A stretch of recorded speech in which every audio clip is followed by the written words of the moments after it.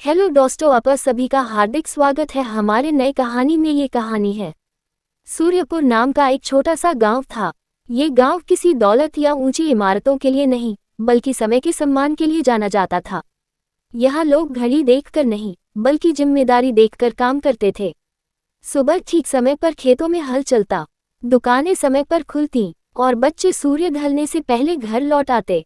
इसी गांव में रहता था आरव, 15 साल का, तेज दिमाग वाला लेकिन बहुत अधीर लड़का। आरव को इंतजार से नफरत थी। उसे लगता था पढ़ाई में मेहनत बेकार है, सफलता देर से क्यों मिलती है, सपने पूरे होने में सालों क्यों लगते हैं। उसके पिता राघव गांव के घड़ीसाज थे। उनकी दुकान में सैकड़ों घड़ियां टिक टिक करती रहती थीं। राघव अक्सर कहते, समय से लड़ोगे तो हारोगे, समय के साथ चलोगे तो सीखोगे। आरव मुस्कुरा देता पर मानता नहीं। आरव चाहता था कि सब कुछ तुरंत मिल जाए, बिना पढ़े अच्छे नंबर, बिना गिरे जीत, बिना समय दिए पहचान। वह अक्सर सोचता, कोई ऐसा तरीका क्यों नहीं जिससे मेहनत का रास्ता छोटा हो जाए। एक दिन दुकान की सफाई करते समय उसकी नज़र एक पुरानी लोहे की अलमारी पर पड़ी। उस पर अजीब से चिन्ह बने थे। पापा, इसमें क्या है? आरव ने पूछा। राघव एक पल के लिए चुप हो गए। वह अलमारी खोलने के लिए नहीं है। यही जवाब आरव की जिज्ञासा को आग दे गया। अगले दिन जब राघव बाहर गए हुए थे, आरव ने अलमारी खोल दी। अंदर एक छोटी सी चमकती हुई घड़ी थी, नीली रोशनी से चमकती। उस पर लिखा था, कल उधार लो, आज कीमत चुकाओ। जैसे ही आरव ने उसे छुआ, चारों ओर सन्नाटा छा गया। एक आवाज उसके मन में गूंजी, तुम भविष्य से समय उधार ले सकते हो, लेकिन हर उधार की कीमत होती है। आरव घबरा गया, फिर उत्साहित हो गया। अगर मैं समय उधार ले सकूं, उसने सोचा, तो मैं सब जीत सकता हूं। आरव की गणित की परीक्षा थी और उसने कुछ नहीं पढ़ा था। उसने घड़ी से कहा, मुझे 3 दिन का समय चाहिए। एक झटका लगा और सब सामान्य हो गया। पर कैलेंडर देखकर आरव चौंक गया। 3 दिन बीत चुके थे। उसके दिमाग में सारे उत्तर साफ थे।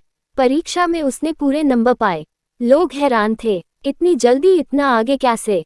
आरव मुस्कुरा रहा था। उसे लगा, समय अब उसका दोस्त बन गया है।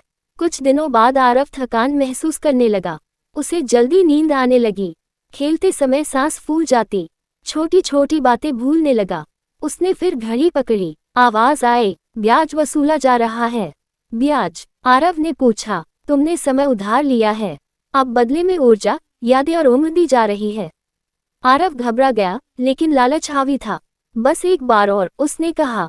राज्य स्तरीय प्रतियोगिता के लिए आरव ने फिर समय उधार लिया। वह जीत गया, लेकिन घर आकर बेहोश हो गया। 3 दिन तक बिस्तर से नहीं उठा। आईने में देखा तो लगा, वह थोड़ा बड़ा दिखने लगा है।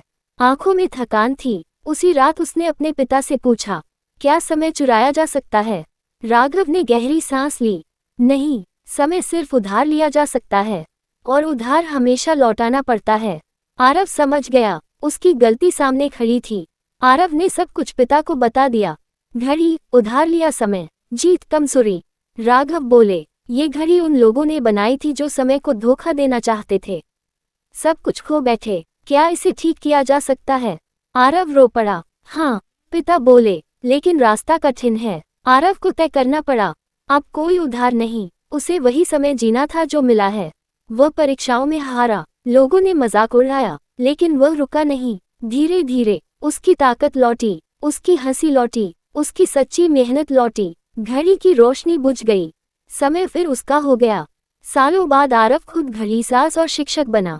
उसकी दुकान में एक बोर्ड टंगा था, जो रास्ता आसान लगता है, अक्सर वही सबसे महंगा होता है। अब वह समय से नहीं भागता था, वह समय के साथ चलता था। मॉरल, मेहनत से बचने के शॉर्टकट आखिरकार ज्यादा कीमत वसूलते हैं। धैर्य और ईमानदारी ही सच्ची सफलता की कुंजी है। अगर इस कहानी ने आपके दिल को छुआ हो, तो लाइक जरूर करें, चैनल को सब्सक्राइब करें और इस कहानी को अपने अपनों के साथ शेयर करें।